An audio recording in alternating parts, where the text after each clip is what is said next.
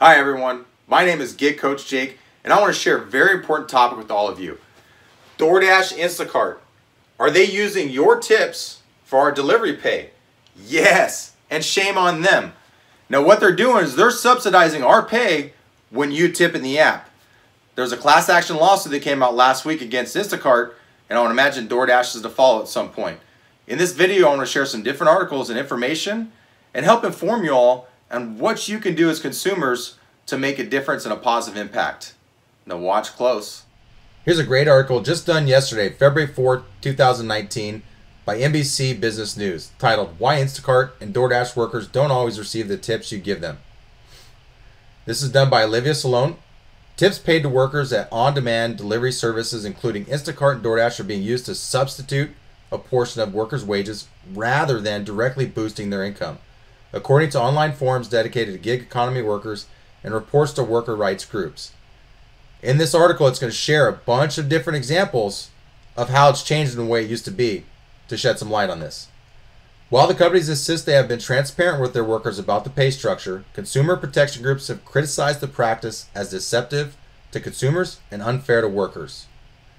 Any consumer in the United States thinks that the money they are paying in a tip is 100% on top of anything else the service provider might be paid, said Carmen Balber, Executive Director of Consumer Watchdog, a nonprofit that advocates for consumers. So, for example, a delivery pay that some of these other companies pay us that is fair, they're getting away with. They're paying lower when you do tip. Towards the end of 2018, Instacart started rolling out a new earning structure that it claimed offered more transparency to its 70,000 contracted workers. It does not. It's less transparent. Prior to the change, drivers would get a base rate plus a fixed fee for every item ordered, and the tip would be added on top. Under the new payment system, the company calculates a batch payment which varies according to the nature of the items. The shopper, contractor worker, yes, we're independent contractors, they're responsible for our own fuel, insurance, and we have to pay taxes as an employer. Must pick from the shelves and deliver. Shoppers would earn more if they had to carry 5-gallon bottles of water versus a small bag of fruit and vegetables, for example. On top of the batch payment, the shoppers paid for mileage driven as well as small bonuses during peak hours. For example, rush hour and those peak hours at the market where it's going to take a lot longer for us to complete the job. Instacart said it guarantees a minimum per job payment of $10. If the total pay is under $10, Instacart will supplement the pay to hit $10. If the customer tips at checkout, that tip is used to supplement the batch pay to hit the $10 minimum. Only once the $10 minimum is reached does the tip amount start to boost the worker's take-home pay. Hundreds of workers have been posting screenshots and reports of their earnings through the on-demand apps to Reddit and other online forums, which appear to show the company using customer tips to subsidize workers' base pay. Some workers report that the new payment structure has reduced their earnings by 30 to 40%. In one case, a shopper shared screenshots showing they received a batch payment of just 80 cents from Instacart because the customer paid a $10 tip. Imagine if that batch was a bunch of items including water, sodas, that they're carrying upstairs, and $10 tip was to make up for that, right? So you know that they're going to be coming up some flights of stairs and have some heavier things, you leave a nice tip. Now Instacart is then paid less because you gave a generous tip for what they're doing. So that brought the total fee for the job to $10.80. When the driver queried why they hadn't earned more for the job, an Instacart community support representative responded, "The reason that your batch incentive was low for this particular order is because of the tip amount." Instacart told NBC News this was an extreme edge case and said that it would introduce a new $3 minimum batch payment to prevent this from happening in the future. They're just doing this to save their butts from the lawsuit that's going on that just was filed last week.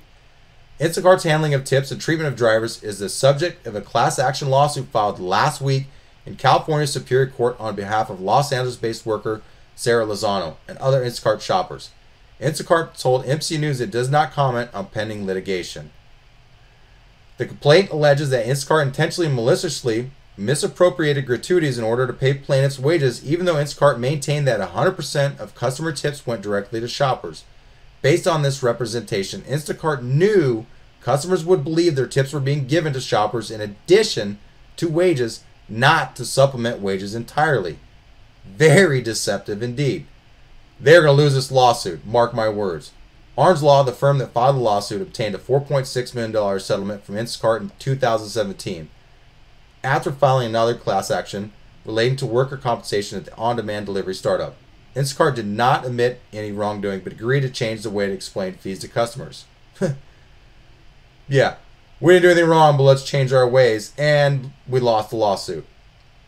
Phoenix DeCorvo, Seattle-based graphic designer and Instacart shopper, told NBC News that she saw a big drop in income when Instacart introduced a new pay structure in November 2018. I'm not personally a shopper, but I have a lot of friends and colleagues that are, and they are losing a lot of money. And quite a few of them use this money to support their families. So it's a big deal when you're making 30% less, especially around Christmas time when this was introduced. Prior to November, DeCorvo said she would get an $8.75 base rate plus a fixed fee of 40 cents for each item ordered. Any tip added at checkout would be paid on top of that.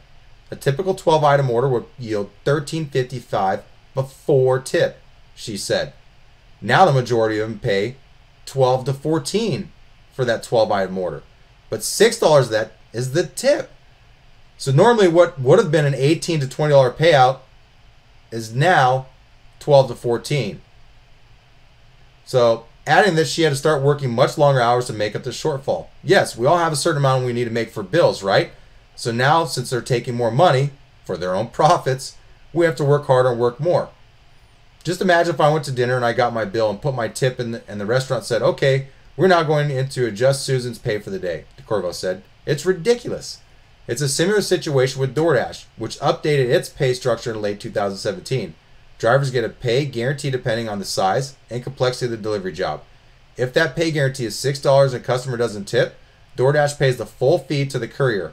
However, if the customer tips $5, the courier still only gets $6, and the portion that DoorDash pays drops to just $1. In other words, they pocket the rest. Both companies insist that workers have received 100% of customer tips. So let me get this. If you're going to pay me a minimum of $6, then when someone tips, you pay me as low as $1, how am I still getting 100% of the tip? Yeah, anyhow. This is technically true, but it's not how people think about tips. A tip is supposed to be a supplement to a worker's pay, not a substitute, said Sage Wilson at Working Washington, a workers' organization that fights to improve labor standards and represents almost 2,000 Instacart shoppers. Both companies said that the payment structure helps to more fairly and consistently distribute customer tips to guarantee a certain level of earnings for drivers on every trip. All this does is ensure that they can profit at our expense, without consumers knowing what's really going on. Do you like being lied to? I sure don't. Since implementing this pay model more than a year ago, we've seen a significant increase in Dasher retention, percentage of online on-time orders, and Dasher satisfaction, DoorDash spokesman Becky Sosnov said. And again, from experience, I can completely say that this is garbage and BS.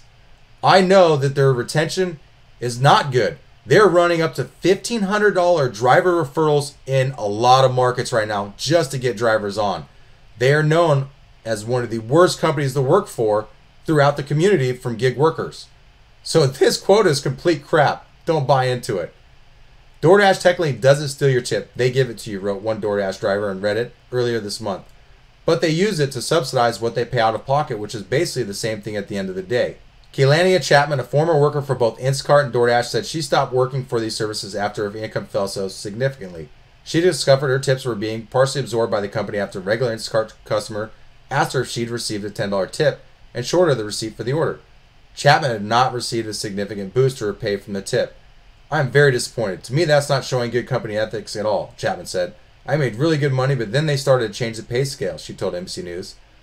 Now, I know a lot of people are thinking and saying, if you don't like the job, if you're not making enough, then go do something else, right? Great point. Very valid point. But let me show you how this ripple effect really affects everyone. Now, we need to make a certain amount of income to help the economy thrive, right? Well, when these big companies are taking more and more from the workers, the independent contractors, those that support the economy, there's less going around. So, as a consumer, this affects you big picture. Drivers, yes, they can go do something else. But gig economy work is here to stay, and we got to make better choices until it's regulated. The workers are now calling on customers to either tip in cash or to add the tip only after the job is completed to ensure they are fairly paid. The best way, again, is just to tip cash. Last week, Work in Washington launched an online petition demanding that Instacart stop the practice of what it describes as tip theft. We're constantly reviewing and evaluating feedback from our shopper community to ensure they are fairly compensated for the work they're doing on behalf of our customers, Instacart spokeswoman Natalia Metalvo said in a statement. Last year, we introduced new earnings features designed to pay our shoppers more consistently for their time and effort while also keeping average shopper earnings the same. But not every on-demand delivery company treats tips in this way. Very true. Uber Eats asks customers to tip the driver only after the food has been delivered and the payment for delivery has been taken. Now this has changed. Uber Eats in some markets you can now tip ahead of time, so keep that in mind.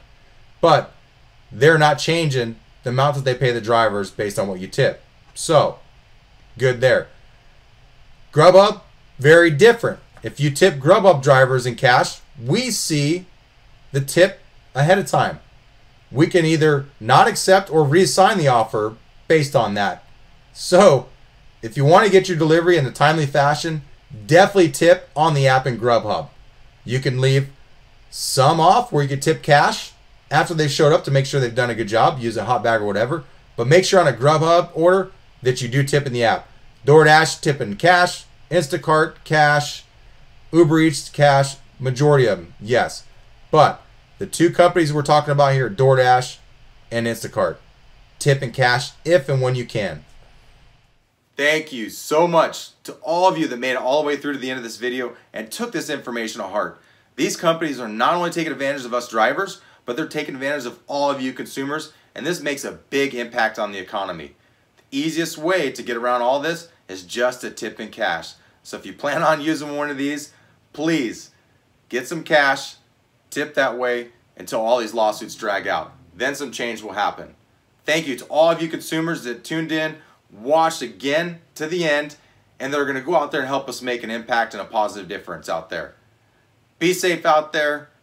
Have fun for those that are driving. And as always, work hard, but work smarter.